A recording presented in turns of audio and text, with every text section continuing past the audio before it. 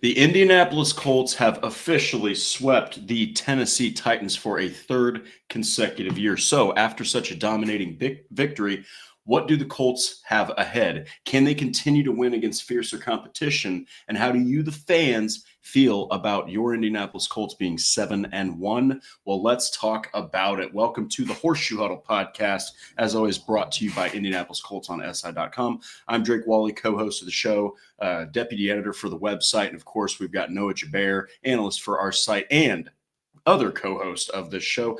Noah, it just keeps on going. This time it's against the Tennessee Titans, at the expense of the Tennessee Titans. But yeah, man, how was your weekend? How do you feel about this game? And I mean, celebrate it now, Colts fans, because, and it's good for the team, the schedule is about to take a big step up in competition. Yeah, I think regardless of what you're looking at the rest of the way, just take a minute as the Colts, as a fan of the Colts, just to appreciate where you're at, sitting there 7-1 atop the NFL with the NFL's best record. And because you have that tough schedule, you've really put yourself in a position where you're essentially playing with house money going the rest of the way, where you can afford to drop a few games here and there just because of the position you're in. 2-game lead on the AFC South over the Jags, so you still play 2 times before the year is up. So even if you drop some games outside of the division, outside of the conference, you still have some time to make that up. And with 2 games against the Texans upcoming, 2 games against the Jags upcoming. So, yeah, you're really good in a really good position. You're in the driver's seat the rest of the way. I feel like we've had this conversation before, Drake, though. I'm trying to find new things to talk about the Colts here on Mondays, Victory Mondays, especially when we're going out saying, hey, don't expect the Colts to drop 20, 30, or even like win by 20 or 30 against some of these opponents. This is the NFL. It doesn't happen that often, but this is 5 out of 8 games that the Colts have won by more than one possession, which is, I think they did that one time last year. So yeah, I mean, this is just a team that we haven't seen. It's just, we're in week 8 now, so we have a big enough sample size to say this is who they are. They're handling their business. They're not, playing down to the competition that they seem to have in the past. So yeah, I'm just running out of things to say. We've said all this before, but yeah, happy to keep talking about Colts wins if they keep coming. Yeah, and it's, it is, we'll get into this a little bit farther into the show, but it just seems like even when there's injuries, even when there's setbacks, even when things are quote unquote slowing down for the roster, they just work in unison. They work as a complete team. The defense complements the offense. And of course, the offense is going to be the sexiest part of the roster, but everything else is working beautifully with it. The defense complements it. The special teams complements it. Even when Rigoberto Sanchez goes out there, once every 3 weeks and, punts the football, I mean, it complements the defense. So like, this is just team football. They dominated every aspect of the game. The 14 points, honestly, it's really 7. Tajay Spears probably made some fantasy managers very happy with his garbage time TD. But yeah, at the end of the day, this is just it's a very interesting and also great time if you're a Colts fan to follow this team, and it is great to cover a football team like this. So, as people kind of get jumped into the chat here, we'll go through a couple of these. Nathan Comanci says Daniel Jones deserves a pay raise. 17 overall touchdowns to 3 interceptions. He has 13 through the air. He has 4 on the ground. I don't know how many people didn't catch this.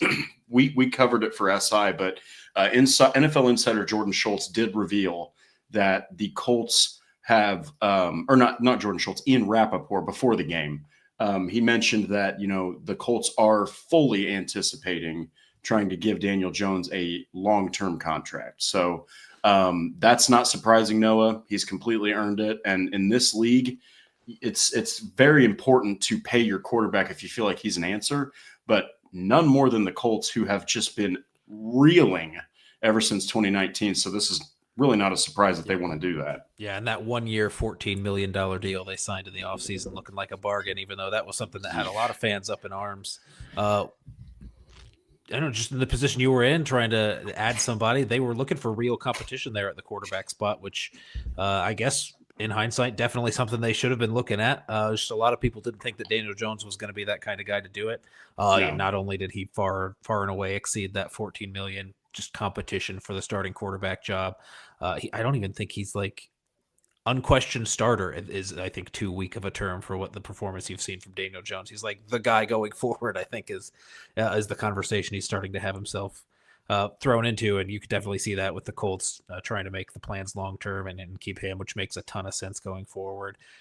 1 year rentals, like the Colts have tried this before, but this is a guy who's playing well, playing really sustainably. It's not up and down every week. And it's a guy who's 28, 29 years old right now. Plenty of time for him to continue his career here with a horseshoe on his helmet.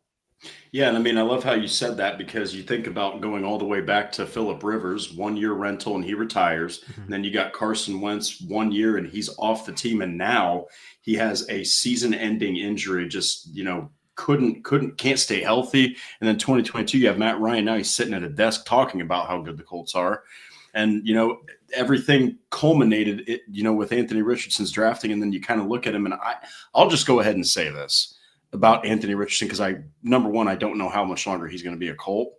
But also number two, it sucks to admit this, but this Colts offense, right? I know that you have Tyler Warren now and you don't have Kelly or Fries, which they played well enough last year. This is almost exactly the same offense that Anthony Richardson had last year. I mean, it is damn near the same offense as far as the talent. So it's very apparent that, either one or the other here or both. Shane Steichen just needed a clear, passer that could actually complete passes. And I don't know what you'd call Richardson. I don't want to call him a bust, but as far as what he's provided for the Colts, that number 4 overall selection is really looking like one of the greatest reaches in NFL history. So, but yeah, we'll see. I definitely think, Nathan, that, we both on the show believe that Daniel Jones is going to get a pretty lucrative contract. Will it be $40 million a year like he got in New York? We'll see. Probably. It's been a little while since then, and I'm sure that the pay raise for quarterbacks has gone up. We got S Barber Crane saying no more wild card. Well, you know what? We'll see. Right now, they are literally on track for a first-round bye. That can be good for teams. It can be bad for teams. And in fact, while we're on it, Noah, do you think that it's more beneficial going into a divisional matchup without having played, or do you think that it's good to kind of be warm and not all of a sudden your first game of the playoffs is in round 2? Yeah, I think that's going to be a debate till the end of time for all these teams and kind of how you handle it. I think for this Colts team, I think we've seen they're pretty mature. Not really falling victim to some of the things they've fallen to in the past of kind of playing down to their opponent, not being ready every single week. They're ready every single week, and even if they get a lead in the middle of a game, they're still going to be cutthroat and going for the kill every time. They're not letting up. So I would venture to say I don't think they need to be warm going into that divisional round. A first round bye, I think, would be better in terms of health for long term, because you're going to get these tests coming up at the back end of the season. I mean, you're getting like real playoff games that you're going away in Kansas City in November to play the Chiefs. You're going away Pittsburgh next week in a November game. Also, these are cold weather outdoor stadium good teams you're playing away in Seattle. So I mean, at the end of the year, so yeah, you're going to get this playoff experience before you get the playoffs actually up and running. So I think they're going to be plenty warm. If the offense especially is running the same way that it is now, it's hard to see anything cooling them off. So I would venture, or I would kind of lean towards the side of getting an extra week to get your guys rested. I know this bye week coming up in a couple weeks is going to be super beneficial to the Colts, especially to the defensive back room. That's probably when you're eyeing a 100% return for Charvarius Ward, eyeing 100% return for Jalen Jones back there on the back end as well. Give Kenny Moore, a guy who's been playing through injury the last 2 weeks, some time to get fully healthy. Just get all your guys back. Yeah, I mean, this is a veteran unit. I can only imagine Jonathan Taylor's going to want an extra bye if you're feeding him the ball as often as they've been feeding him. Which is, I mean, I think he only had 14 touches this past game, which is his lowest. This is lowest of the season. He didn't need any more than that, but hey, we'll take those if you only have to give JT the ball 14 times and he puts up 170 and 3 touchdowns. Yeah, we'll take that every day. But yeah, I'll give him an extra break on the bye week if you can get it. Yeah. And we'll go ahead and jump into a super chat here. One more comment that I have to highlight just because I just talked about AR. But we got Tracy Johnson. What's up, Horseshoe Huddle fam? DJ, I believe, don't let me down. At least one playoff victory or it was all for naught. I'm right there with you. I think that, like, and we can just briefly talk about this, but it was something that the one and only from Blue Stable, Landon Oliver. If you guys don't follow Landon Oliver on X, please go follow him. He's just a hell of a film guy, hell of a dude overall, good analyst, real good football guy. He said that when he noticed that the Colts were just drumming the Titans again, he put out on X, he's like, you need to trade for a defensive difference maker. All chips in this year. You can't let this season's not be for everything. And it's interesting that he said that, because I thought to myself when I read that, I was like, just what? See, it's October, less than 2 months ago. We were saying this team was going to be 9-8. Yeah. And out of nowhere, now you're looking at this freaking team. We're not even halfway through the season yet. We're almost there. We're not even halfway through the season. And all of a sudden, this is a team that you have to almost throw everything in on. You got to go all in. I mean, I think that if they get a playoff victory, you can call the season a success just based off of everything they've gone through to get here. But yeah, I'm right there with you, Tracy. Do you think that if they got in the playoffs one and done, that it's a season, like the season is considered not a failure but a disappointment, because they have just been destroying teams? And I think that, when you look at this team and you say they should be undefeated, hey, they are 7-1. I mean, you're kind of assuming that they're going to get into the playoffs and at least win a game. Yeah, I honestly, yeah, it would be super disappointing to get into the playoffs, not win a game. But I don't think you could say that the season's for naught then. I think if you come out of the season, obviously there'd still be a narrative there about Daniel Jones and winning in the playoffs. I think that would just happen regardless of how well he plays in a playoff game if they can end up on the losing side of things. I mean, you're going to play really good teams. You get in the playoffs, you're going to play good teams. You can have your offense playing lights out like they have been, and just lose one play that could go a flip of the coin either way.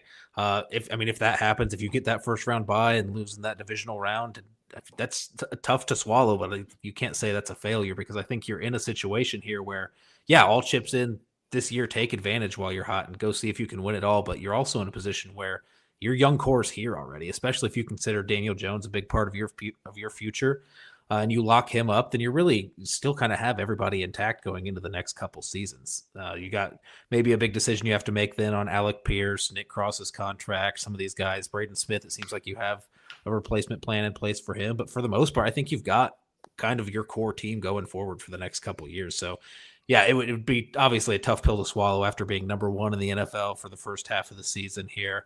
Seeing what the success is going to look like in the second half of the season, and then coming away without a playoff win would obviously be a tough pill to swallow. But I think you're still sitting in a good position where you feel pretty good about running it back, which is, yeah, I mean, you were talking about us predicting 9-8. I think that's even a little bit generous for what I was kind of thinking might happen this season, where I was just like, hey, don't trade anything, because the next year's GM might need those picks to rebuild. It turns out there never was a next year's GM. It's always been year 10 of Chris Ballard is what we're going to get, year 4 of Shane Steichen. So, yeah, I think you're at that point where those conversations are pretty much over, and you're talking about, yeah, what can we do this year? How big of an impact can we make? I know in-season trades are one, you have to find a partner that's willing to part with somebody who's legitimately going to make a difference for you on defense, which I think there's obviously going to be a lot more reports of players that are available for trades than there are actually players available for trades. It's going to be a lot of speak from agents trying to get some cost up. That's going to do well for them in contract negotiations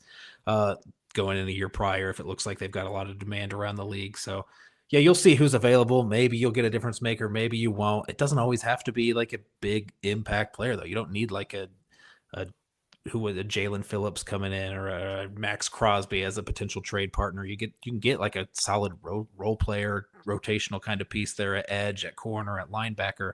I think any of those things would make a difference for the Colts defense, and wouldn't be that big blockbuster trade that's going to cost you a first, second round pick. Yeah, I mean, I'm in the camp. I'm in the camp to go get Brad. I mean, I don't know if the Dolphins have said that he's not available, but I mean, a guy that would be a phenomenal piece to add is Bradley Chubb. A guy like that, or a guy that could get you like he's got 4 sacks already. I think he got another one against the Falcons. But we'll see. I definitely think that it's going to be. I think that they're going to trade. At some point before the 4th of November, they're definitely going to make. They're going to make a deal. And this last one, before we jump into the actual structure of the show, this is only because I talked about him, and this is why looking back, you're kind of like, man, it's a big disappointment. But Patrick says, I saw a reel with someone saying that Steichen balled out with Herbert, Hurts, and Jones. And what that really says is Richardson doesn't have it, at least not yet. And when you look at Herbert, Hurts, and Jones, okay, Herbert, he was, he had a torrid rookie season, arguably the greatest rookie season for a quarterback ever. And Steichen was with him when he did that, okay? Then you're looking at Jalen Hurts, who was supposed to not be a big passing quarterback, and Steichen molded him into a complete weapon and orchestrated that absolutely brutalizing offense that they used to get to the Super Bowl in 2022 with the Eagles. And then possibly more importantly than anyone, you're looking at Daniel Jones, who was a waste. He was a waste, a waste of a pick. And, what's even more hilarious is the guy was playing scout team safety at one point for the Giants. And then he's on the Vikings as a complete afterthought. And the Colts didn't just pick him up off the scrap heap. The dude wasn't even in the scrap heap. He wasn't even in the scrap yard. And you're doing this with him. So we'll see what happens with Richardson. But so far, and it breaks my heart to say this because I was so all in on Richardson, it just looks like it looks like they gave him every chance. It looks like he couldn't stay healthy and he just couldn't cut it. And honestly, it's all here physically minus the injuries, but it's just something's not connecting with Richardson's QB mind with the professional game of football. So In that comment, those three quarterbacks that they mentioned, Herbert, Hurts, and Daniel Jones, it does seem like there's kind of a through line there in terms of personality and just how obsessed with the game they are, which works well with Steichen. We've heard all these reports coming out. Tanner Bortolini sitting behind Shane Steichen and Daniel Jones on the plane, just listening to him talk for 4 hours on the trip to Miami about game planning, nonstop for those 4 hours. I mean, talking on the CBS broadcast this past week about them going to the Butler exhibition game and not talking about basketball, but talking about game planning. Just somebody who's completely all in and a football nerd and going to talk about that 24/7, which makes it a little bit interesting that Anthony Richardson was the pick when he was the pick at fourth overall. And I think the Colts were just taking a swing at the fence, dude. I mean, they needed somebody. Yeah, the Bryce Young, CJ Stroud off the board. Obviously, yeah. I'm sure they were super high on Anthony Richardson. I'm not going to pretend that they were just left with Anthony Richardson. That's what they got. I think they did make a misevaluation there in terms of selecting him there fourth overall. But it was weird that they were willing to kind of go against what. I think from the beginning, it was like Chris Ballard was all about accuracy is what he wanted. And Shane Steichen was somebody who wanted to be all ball all the time. And that was not Anthony Richardson in either capacity. And they went with him fourth overall. So that's an interesting choice. But you get him with a guy who, has been really accurate and is, willing to sit there and go the extra mile in terms of game planning and spending time on really learning and operating this offense. And that's Daniel Jones. And so it's, hindsight is 2020, but no kidding, he found a little bit more success with somebody who meshes a little bit better with him. Yeah.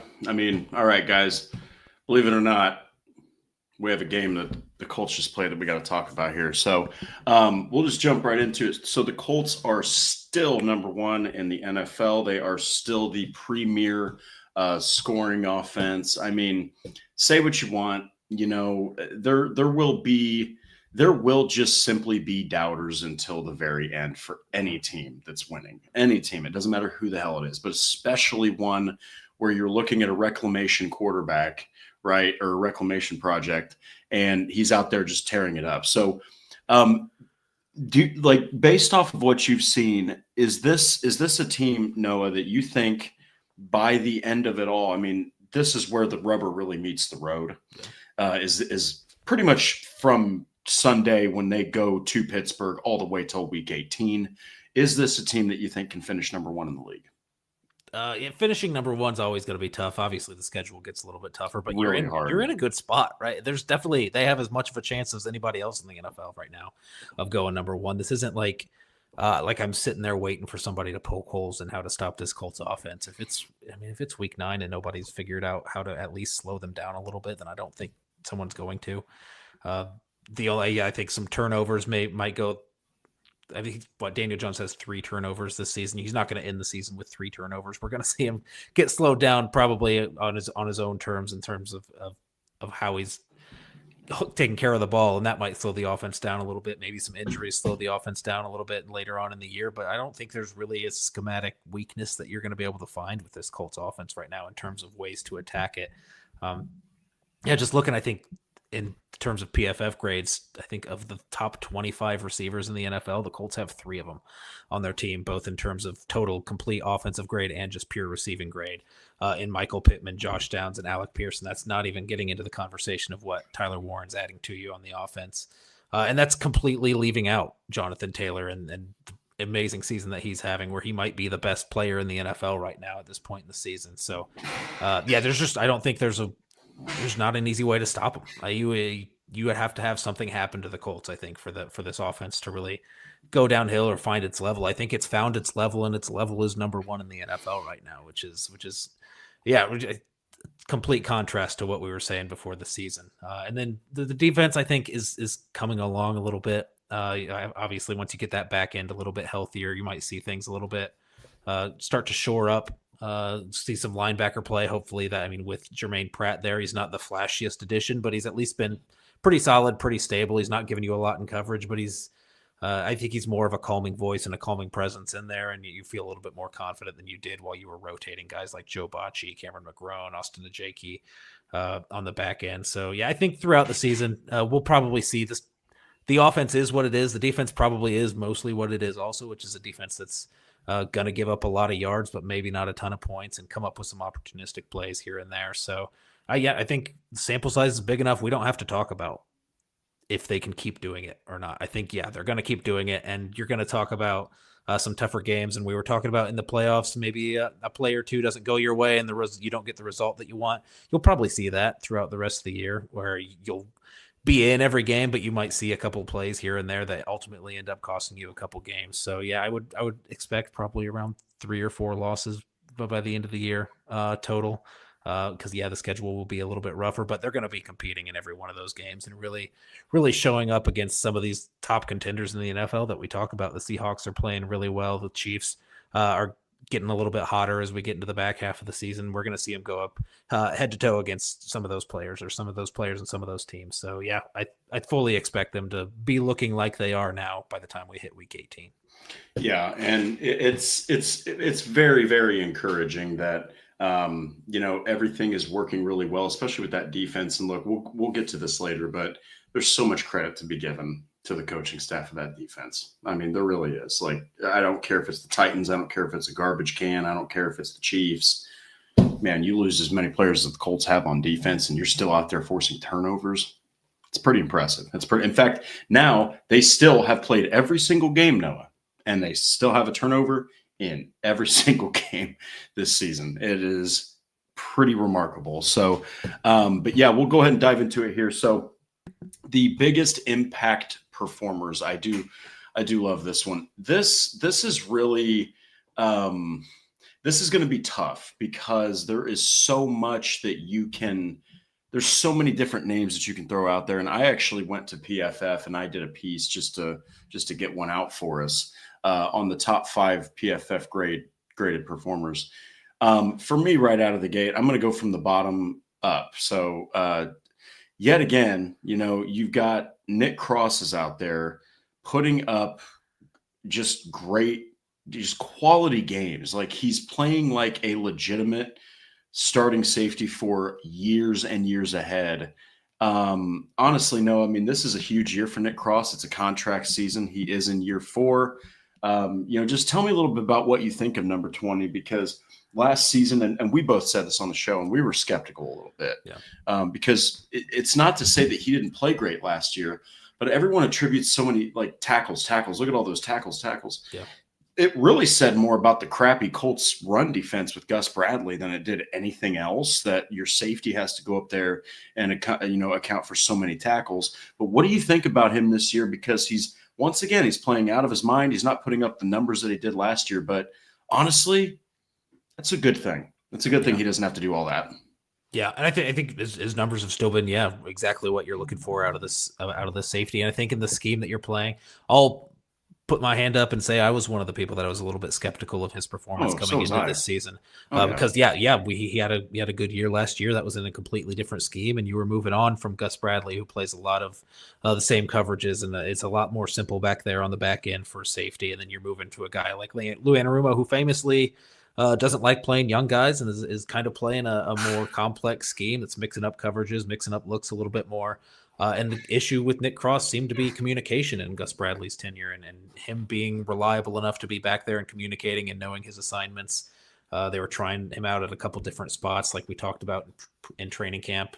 And until they finally found his spot there at strong safety last year. And this year, Lou Anarumo came in. He had a role fleshed out for him, knew exactly what he was going to be doing. And I mean, he's playing really well. He's still more, I think, not an all-around safety necessarily. I think he's much more like an impact in the run defense and up close to the line of scrimmage is where you want to see him playing rather than back deep in coverage, just in those one-on-one matchups. But he's excellent at what he's doing up there in the box and playing in run defense, especially, which is super useful when you've got a defense and linebackers who are kind of playing with their leaky play and run defense the way that they are, to have that kind of sure tackler back there and somebody who's going to be flying to the ball like a missile. Like he's super fun to watch, and he's bringing a lot of energy to the defense and giving you a lot of reliability behind that second line there in that defense, which has been pretty susceptible to giving up some gains in the run game. So yeah, I'm excited to see him continue to grow in this. This is a contract year for him. You mentioned that. So yeah, you're going to have to figure out a way to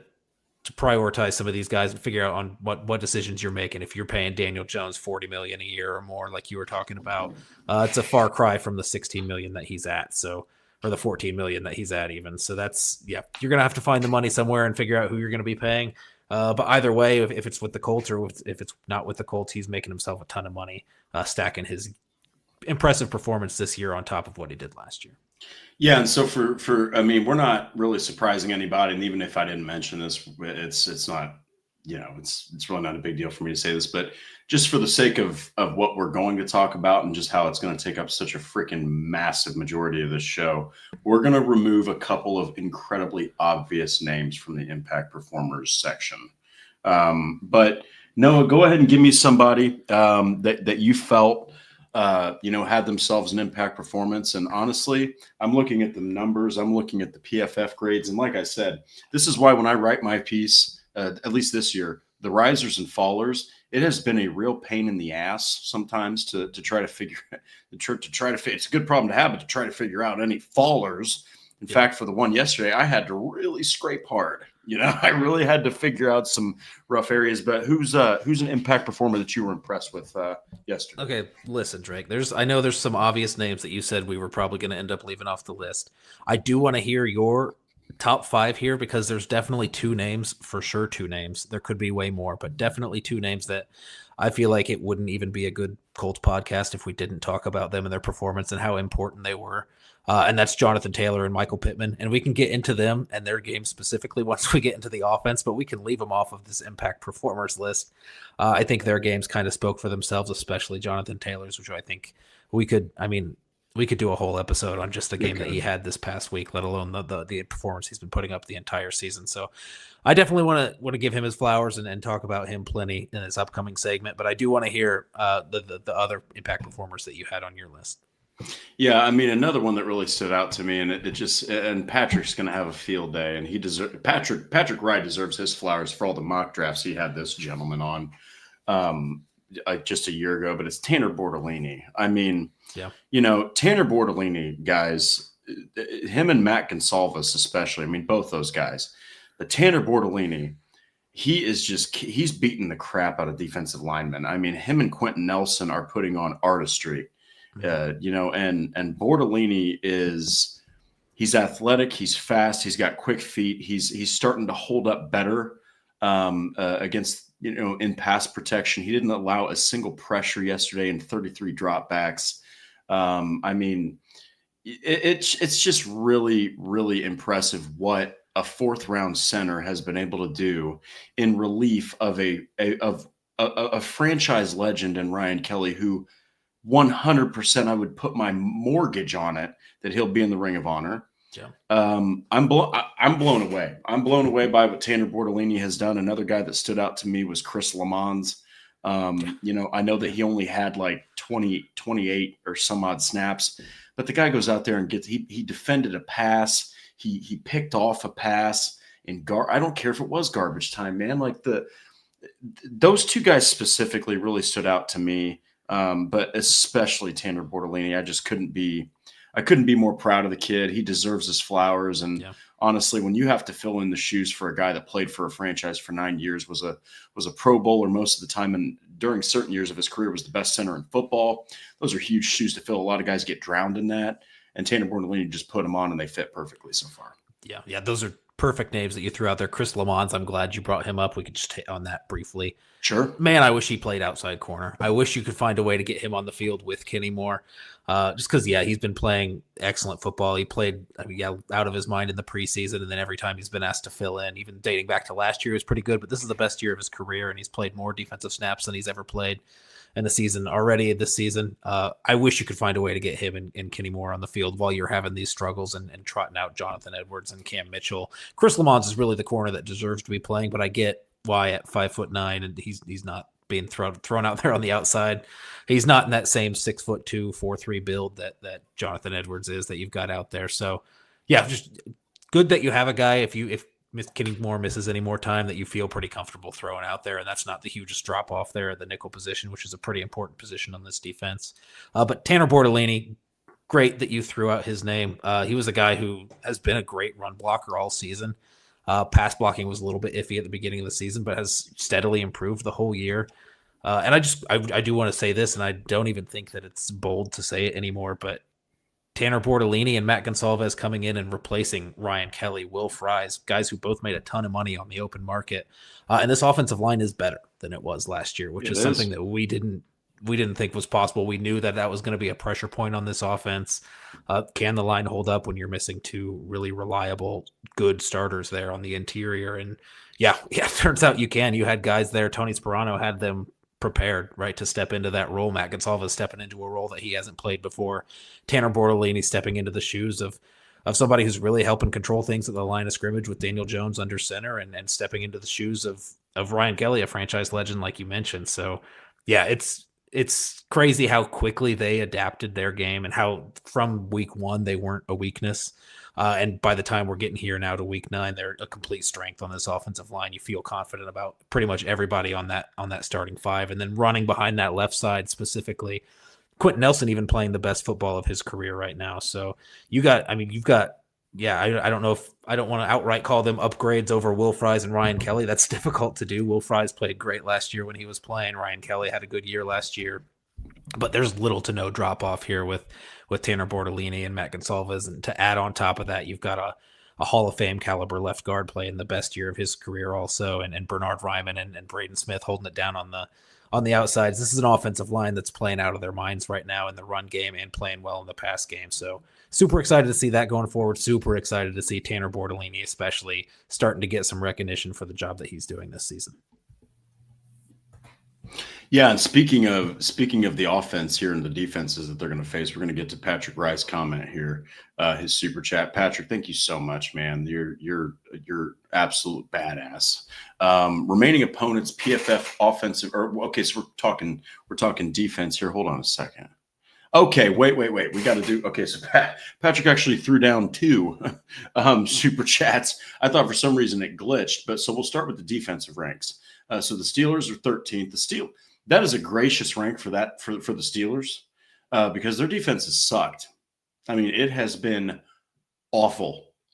And you got guys like TJ Watt out there, Cam Hayward. You got guys like Jalen Ramsey out there, Joey Porter Jr. They suck. They can't stop anybody. And that's going to be interesting to see what the Colts pose as far as a threat. You got Joe Flacco out there dicing them up. Now you've got the number 1 offense in the NFL. So we'll see how the Steelers show up. But I think it was Kyle Brandt on Good Morning Football that said it would be very Pittsburgh Steelers of them to go out there and have their best defensive performance against the Colts. So we'll have to see. But then you've got the Falcons are 21st. They just got the brakes beat off of them by the Dolphins with no Tyreek Hill, by the way. The Chiefs are 10th. The Texans, they're 5th. The Texans have a damn good defense. Just full stop. Great defense. The Jags 14th. The Seattle Seahawks are 6th. The Niners 26th. And then we'll just jump right into Patrick's second comment about the offensive rank. Steelers are 19th. Aaron Rodgers has had to do way too much heavy lifting. DK Metcalf, by all regards, Noah, he's been kind of a disappointment for that offense. Falcons 16th, the Chiefs are 10th, the Texans are 18th, the Jags are 25th, Seattle is second, Sam Darnold's balling out, and of course the Niners are 11th, and Kyle Shanahan could literally have a 9-month-old infant baby as quarterback, and they would still have a winning record. So what are your thoughts? Honestly, we could just jump into this real quick. All encapsulating here, this remaining schedule for the Colts. I mean, we kind of hit on it earlier, but I mean, it's low key, kind of brutal, honestly. Yeah. Looking at the PFF defense, great. Honestly, like the matchup that I kind of want to see for the Colts, not even a team specific, just the way that a team's built. I want to see the Colts go up against the best defense with a team that has a lackluster offense. I think that's the best matchup you can get for the Colts, because I think even if you're playing the best defense, I don't think there's a lot you can do against this Colts offense. I would put this Colts offense against any defense in the league right now and still expect them to come out scoring 28, 30 points on average like they are. So if you've got that, and as long as you're playing a team that doesn't have a lights out offense that you're going to have to just – because I don't know that the defense is going to be able to hold these top 10 offenses to under 30 points. So you're going to have some shootouts if that's what it's going to come down to. But yeah, those are the teams that I want to see. I'm not really like the Texans, I think, fall perfectly into that example where I think the Colts are going to match up with them really well, where despite the Texans' strong defense, I think the Colts are going to have enough firepower to really put up points regardless of who you've got on defense. And then the Texans offense has kind of been performing pretty poorly lately. And yeah, you've got a defense that can at least take advantage of some opportunistic plays like they did in these past couple weeks and get them off the field and get the ball back to your offense. Those are the teams that really don't scare me if you're the Colts right now. A tough defense is not super intimidating to me as if I were the Colts, right? Because I would feel confident with Daniel Jones' ability, Jonathan Taylor's ability, and all these weapons that you have on the offensive side of the ball. This offensive line we're mentioning that's playing better football than we saw from the unit last year, and that was a really good unit. I don't see a weakness there on offense, to be honest with you. So those are the matchups that I'm looking forward to. But yeah, at the end of the year, really those NFC West teams that you're playing, the Seahawks and the Niners back-to-back weeks, one of them in Seattle and then another primetime game against the Niners Monday night in Indianapolis. So I'm excited to see those games there. I think those are two really good teams that you're playing late in the year, like we mentioned, kind of that ramp-up period where you're getting into the playoffs, and I fully expect to see the Colts in the playoffs. So expect to see them kind of get their feet wet there. So if they do end up getting that first round bye, that's kind of that warm up for them. Yeah, I mean, it's going to get as they approach really the end of the season. I think that's when the competition is going to get really good. So we'll see there, but we're gonna go ahead and jump right into it, man. So obviously we have to take quite a bit of time here to talk about this offense. It's hard to find a spot to even begin because, Daniel Jones, I'll go ahead and start with him. So 21 for 29 for 272 passing yards. He did get sacked 3 times, which is the most in a single game he's been sacked this year. 3 touchdown passes to 3 different receivers, 3 different playmakers, I guess is what you would say. Daniel Jones, man, it just continues to blow me away. I still, Noah, am having – it might take until like week 14 for me to really digest this properly. That this guy a year ago, he was essentially falling apart. In fact, his last 2 seasons with the Giants, 3-13 was his record. He was constantly getting hurt, 13 picks, 10 touchdown passes. I know that there was a lack of protection and talent there, but I don't know if this is more that Jones found the right play caller and he just had the talent the whole time, or that the Giants are just I don't want to say this and hurt Giants fans' feelings, but I mean, if I had to sit there and I watched a quarterback leave my team that for 6 years was the starter, and you watch videos of Daniel Jones leaving the Giants stadium, leaving MetLife, and fans are right there at the barricade just screaming at the guy, "Give me my money back. Give us our $40 million back." And that guy turns around and he's beating the asses of every team that the Colts are playing. I would personally feel like, wow, I think that it was the Giants that were the problem. But I don't know, man. Daniel Jones, tell me a little bit about what you thought of his performance. It just seems like this guy is just going out there every week and he's playing like a top 5 quarterback. And, he is one of 2 MVP candidates on this offense. Yeah, and hey, listen, I think it could be both. Did he have the talent around him, or did he not have the right play caller? I think both were probably true. I mean, one of And them, one leader is Brian Dable. We're talking about yeah. here. So Yeah. So, but, and then this year you could come into an offense like we mentioned. I don't want to like take anything away from Daniel Jones and how he's been playing when I say this. But yeah, like I mentioned, 3 of your wide receivers are in the top 25 in PFF receiving grade and overall offensive grade. You have one of the best players in the NFL playing running back who's lighting the scoreboards up every time you play the game. Got a rookie tight end who's the number 1 tight end in the NFL right now, and you've got an offensive line that's playing out of their minds. It's hard for a quarterback to come in and not succeed in that environment. And then to top it off with the great chemistry that he's had and had shown with Shane Steichen in terms of their game planning and the plays that they're calling and the amount of freedom that Shane Steichen's giving Daniel Jones at the line of scrimmage to get them in the right calls. It's just I think it's a perfect recipe, I think, for a guy that you put in the right piece with Daniel Jones and he's playing above your expectations. Like you talk about system quarterbacks versus franchise quarterbacks all the time and who's who and what's what. But if you've got the system and a guy fits in it, it doesn't really matter if he's a system quarterback. I think that guy can be your franchise quarterback.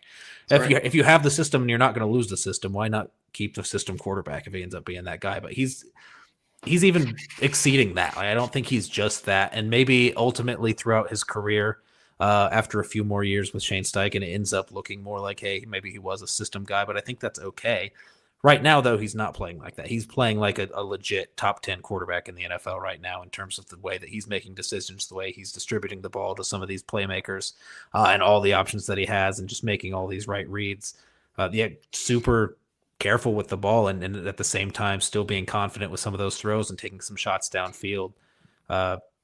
There's not enough good things to say about the offense in general, right? But I think when it comes to Daniel Jones, really the only weakness that you're looking at when it comes to Daniel Jones at this point is maybe that deep ball doesn't look so pretty. But if you've got Alec Pierce at the end of it, it's working out for you more often than not. So yeah, it's hard to poke holes in what Daniel Jones or this entire offense is doing. So I think he's one in the product of a great environment that he's got right now.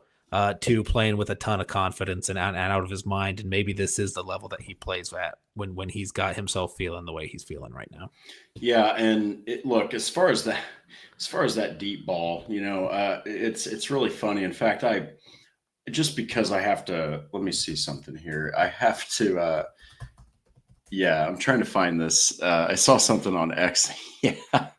Yeah. So it was at the Colts Enjoyer. Absolutely hilarious account on X. He's got a picture of Alec Pierce's head with a comet trail behind it, and he says on it, "F it, the Caucasian comet is down there somewhere." And so that's literally what Daniel Jones has done with this guy. He's literally just said, "Okay, Pierce is running downfield. I'm just going to throw it in his vicinity." And you saw it against the Titans.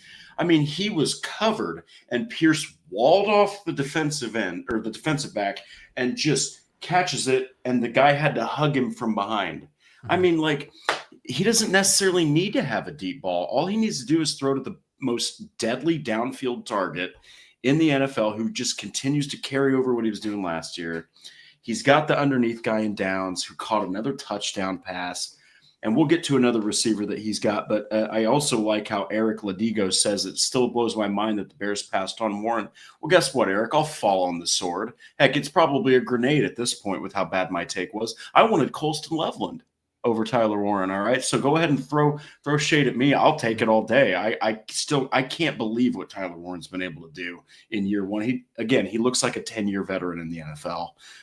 Daniel Jones, man, but I know that you got all these weapons, but you still have to be able to distribute the ball. He's not favoring one guy over the other, Noah. The guy's just spreading the wealth, even to his running backs. That's the first part of the offense. But before we get into the crown jewel, we already talked about the offensive line, just absolutely brutalized Tennessee. But man, Michael Pittman. Yeah. He is looking like for years people are like, well, he's not a number one receiver. He is a number one receiver and no one can talk about it anymore. Okay. He's out there playing like a wide receiver one, but the thing that stands out to me, and I want your take on this, he has 6 touchdown catches already in 8 games. He is on pace for 13 touchdown receptions and he's already tied his career high of 6 in 2021. What are your thoughts on Michael Pittman? It just seems like he has completely started to ball out of his freaking mind. Yeah. I said, what a monster out loud 4 times watching this game. Just subconsciously didn't even know I did it. One of them was that Michael Pittman touchdown. Yeah. Then it was that Alec Pierce deep ball we were talking about. It was JT's first touchdown, and then it was JT's second rushing touchdown. So I said that out loud 4 times, which just shows you the guys that they have on and the plays that they're making. All of them are playing so well. But yeah, really good to see Pitt get into the end zone as often as what did you say 6 this year already, which I think ties his career high. It does. In a season. Yeah, it just, I mean, early in the season they were having some red zone woes. I think him really coming out and being that reliable guy in the red zone, I think is huge for their red zone success that they've had. I mean, the thumbnail and this header and everything, the title always talks about these records that they broke. So we'll go ahead and get into one of them, and that's 67 straight drives, I think, in the NFL for the Colts coming away with a score in the red zone. That's insane. Which dates back to, I think, week 7 of last season. 67. It hasn't been done since, I think the records have been kept since 1993. So that's 30-something years at this point. Wow. Longest. Yeah, I mean, they're playing out of their minds. That's even dating back to last year. And we were early this year, we were talking about, I watched a little bit of a couple of our preview episodes earlier this week, and we were talking about how the red zone offense was the big worrisome factor about this offense. If you see one glaring offense or weak spot in this offense, it's the red zone offense, and then they came out. It's just been scoring every time they're in the red zone. Not even just field goals anymore; it's touchdowns pretty much every time. So they've got those woes figured out, and Michael Pittman's a big part of that. He's just using his body to make these contested catches. Yeah, there's been a lot of talk about Michael Pittman maybe not being the number one guy, or if he was on another team, he'd be the second option. I think I've kind of fallen victim to that a little bit in terms of like his production and the big play value that he gives you. Just because, I think those touchdown numbers really have something to do with it. But he made that contested catch in his armpit with the defender draped over him, and I saw him getting up with that ball in the end zone. I got googly eyes a little bit. I was like, that is a wide receiver one that we're seeing there making those plays. So yeah, it's good to see him making impact plays that I know he's been capable of his whole career, but now with the quarterback distributing the ball the way that it's going, and then spreading the ball around as much as he's spreading the ball around, he's getting these opportunities to do that. And really he's taking advantage of every single one.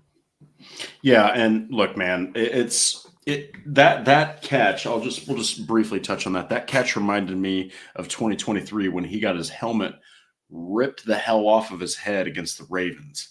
And he just came down with the catch and just hopped up like it was nothing.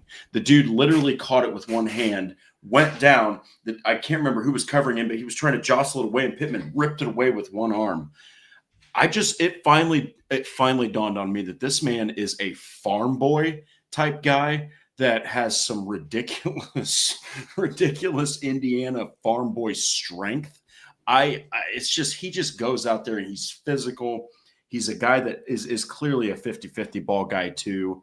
You just can't say enough about what Michael Pittman's been able to do, but we'll go ahead and go ahead, please. What he finished with 95 yards, I think, on the game, which 5 yards away from targets caught. 5 yards away from being the first 100-yard performance from a Colts receiver this season, which is crazy. You're talking about the number one offense in the NFL, and Daniel Jones on pace for 4,000 passing yards, and they haven't had one guy top over 100 yards in a game, even though every one of those guys is capable of doing it. Alec Pierce got 55 on that one play alone, and yet Josh Downs getting the volume. Tyler Warren's been close to 100. You have 4 guys on your offense capable of getting 100 yards really in any given week, and nobody's done it just because of the way they're distributing it and really spreading that ball around, like you mentioned. So yeah, really tough to stop. Even if we have a guy like Josh Downs miss a game like he did 2 weeks ago, or last week, it was.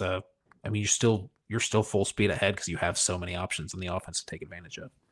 Yeah, and real quick, before we move to the defense, I love this question from Teresa Willis Johnson.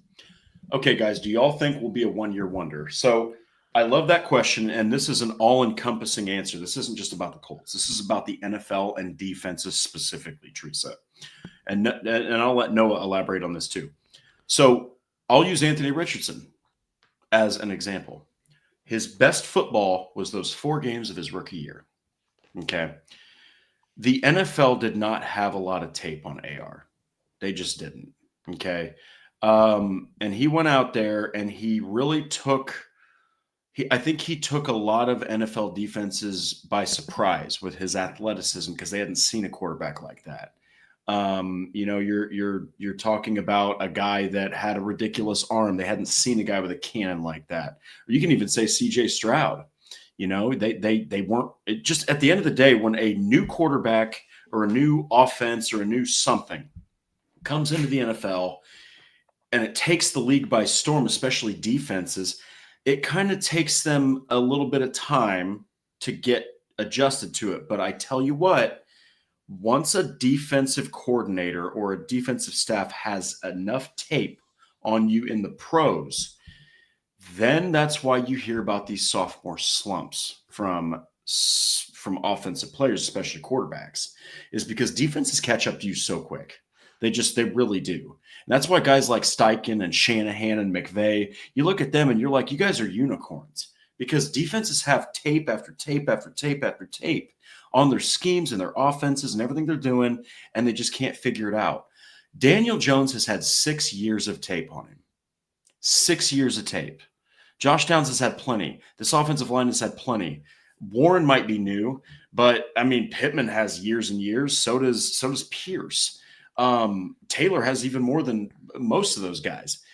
I don't think it's a 1-year thing. I mean, people know what Steichen was trying to do, and now he's adjusted his offense where you don't have to take as many vertical shots, but here he is still taking vertical shots. So I want to hear your opinion on that, Noah. I think just because you're looking at the quarterback, this isn't a guy who just came into the league. It's a guy that you've seen his mistakes and his flaws for 6 years. And now he's on a team that is helping him remove those, giving him more time, more weapons, and a better scheme and coach. I just don't think will it be this kind of torrid pace? Probably not. But you also don't know because they're just out there beating the brakes off of everybody. So yeah, I wouldn't expect what we saw this first half of this season to be what you see for the next 5 years. But I expect probably to see something similar. Like I mentioned, like even you mentioned, like you're talking about the film that you've had over years for Daniel Jones and Shane Steichen's offense and some of these skilled players.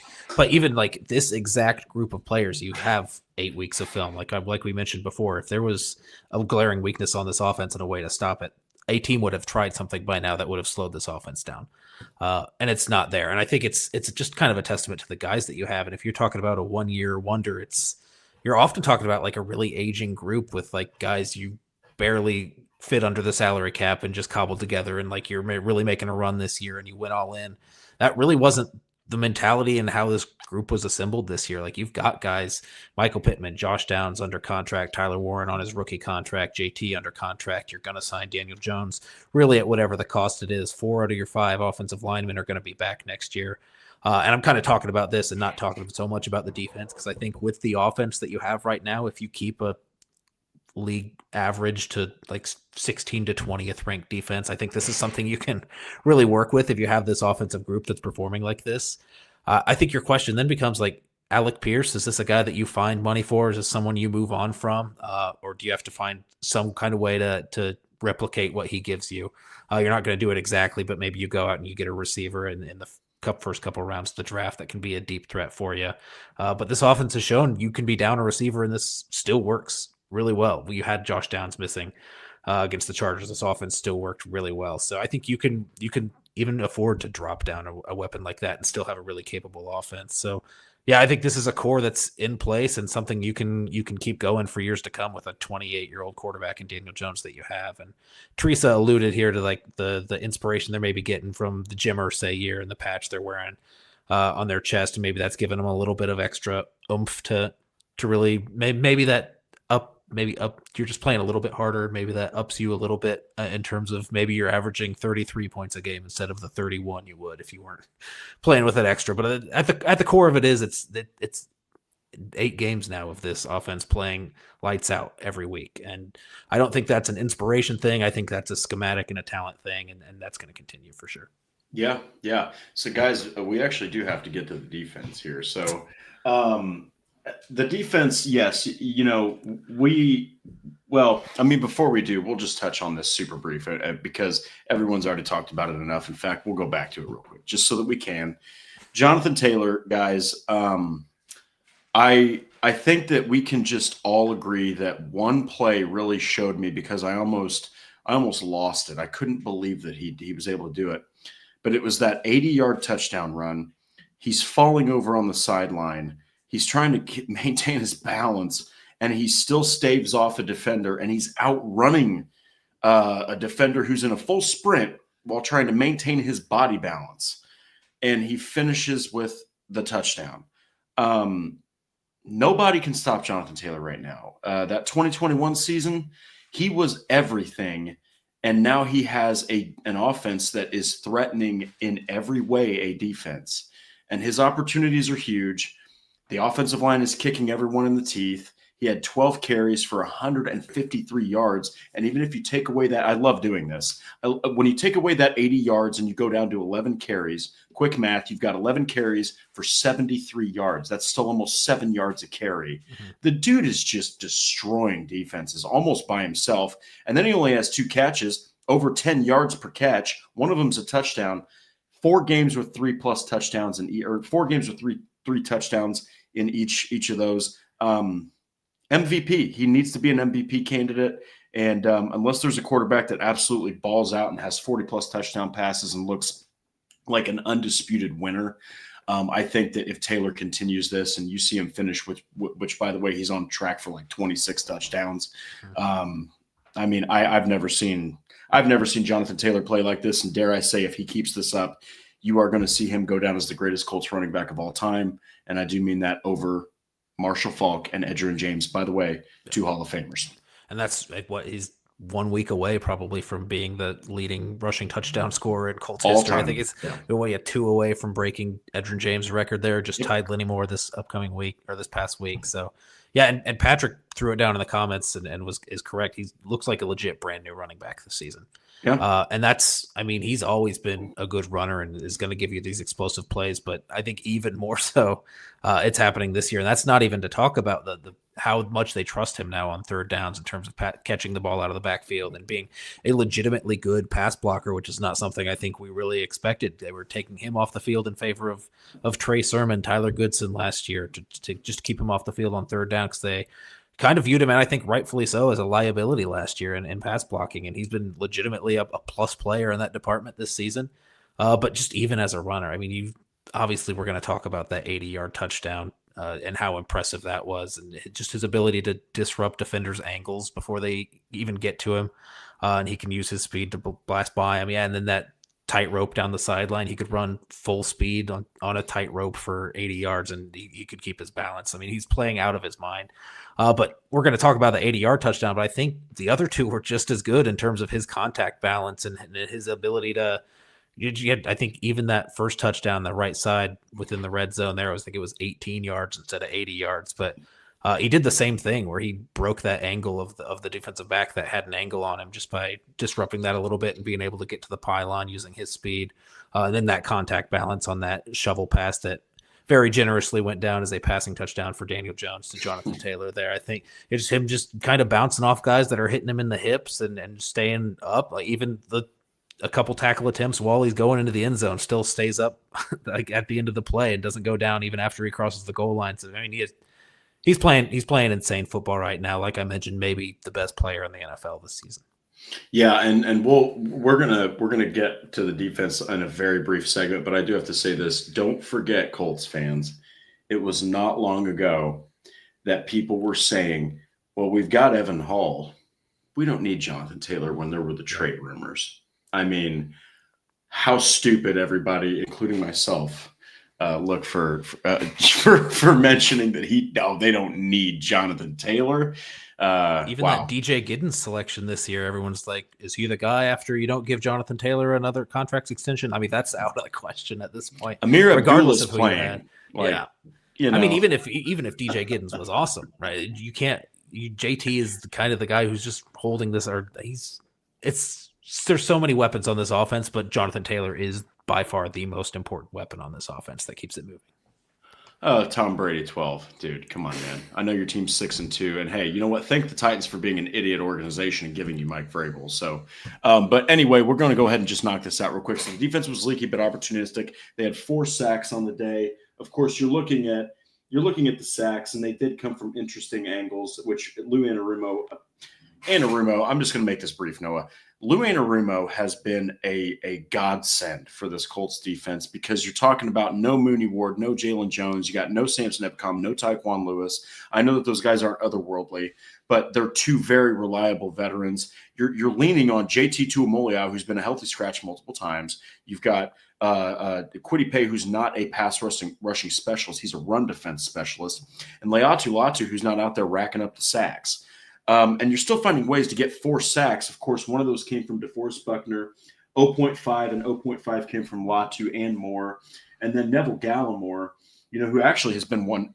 I think he's been a great signing. I really do. I think Neville Gallimore's done his job out there.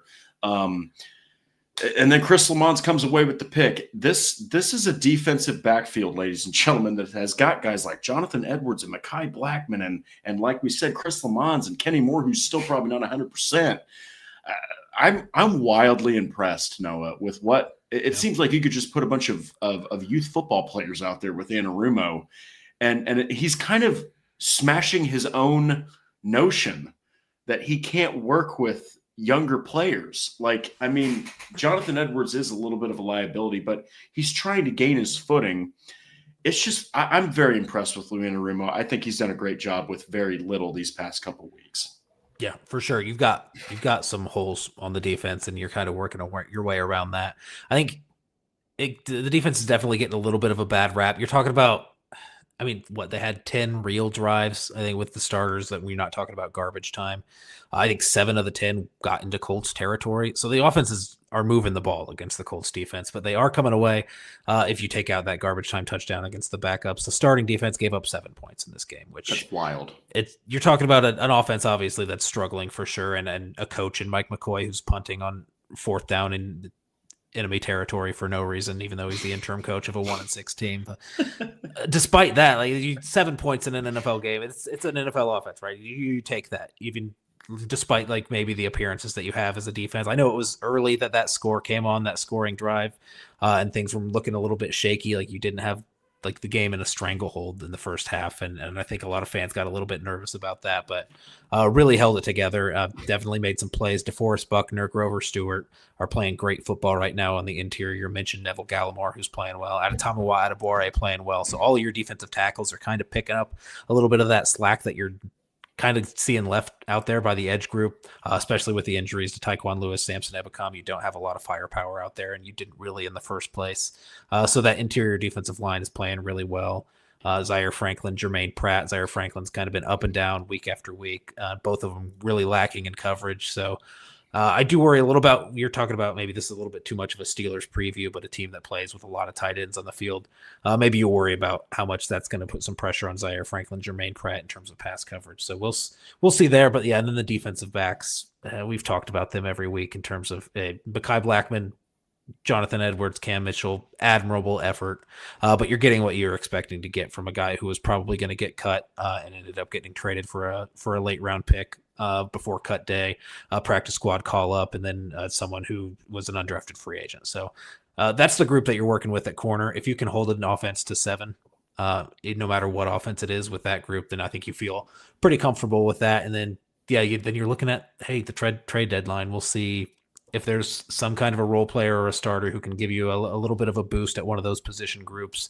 And if not, you're looking after the bye to really get some guys back healthy. And Charvarius Ward, who, when Charvarius Ward was on the field for this defense, I think it really changed kind of schematically how you can attack this team and really limits the ways that they're going to be leaky on the back end like they have been. So, good performance overall. You don't want to see the amount of yards that they gave up, but I think better performance is on the horizon for this defense.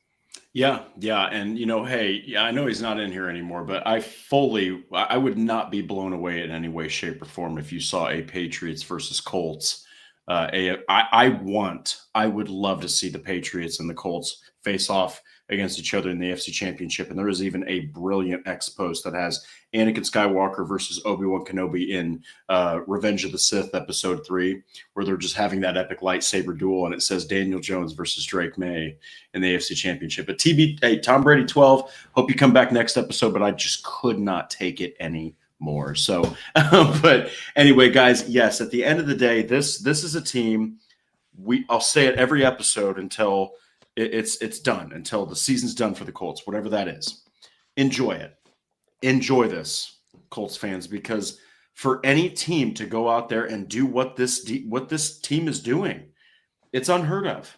Okay, I mean, there was points per drive. They were up there with the 2018 Chiefs, with the 2007 Patriots. Okay, like, this is no joke. One of the best teams that the NFL has seen in recent memory, and without question, a top 5 offense over the last decade, probably longer than that. And this team just keeps on setting records and just tearing apart defenses.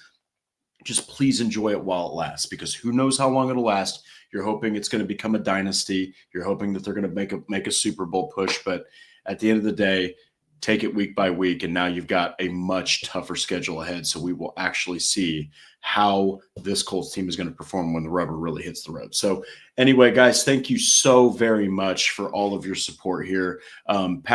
Patrick Rye with the super chat, Tracy Johnson, you guys are absolutely amazing. Of course, everybody else as well. We got to get off here, so I can't go down the list of all the comments, but you know who you are. You guys are the real ones. Like the Horseshoe Huddle on Facebook, follow Indianapolis Colts on SI on X, and of course, we are at Colts _SI on X. Subscribe to the Horseshoe Huddle on YouTube. Click the bell to turn on the notifications. If you want to listen, we've got you hooked up on Apple, on Spotify, wherever else you listen to podcasts, and so much more. Guys, we'll be right back here on Thursday to preview a big Steelers matchup, and we'll see how they perform once the competition starts to really rise. But if this is any indication what we've been seeing, it's going to be a tough team to stop. You've got yourselves a legitimate playoff and, dare I say, Super Bowl contender with Indianapolis here. So until then, enjoy your day, enjoy Monday Night Football, enjoy your week, and we'll be seeing you all again on Thursday evening. Take care.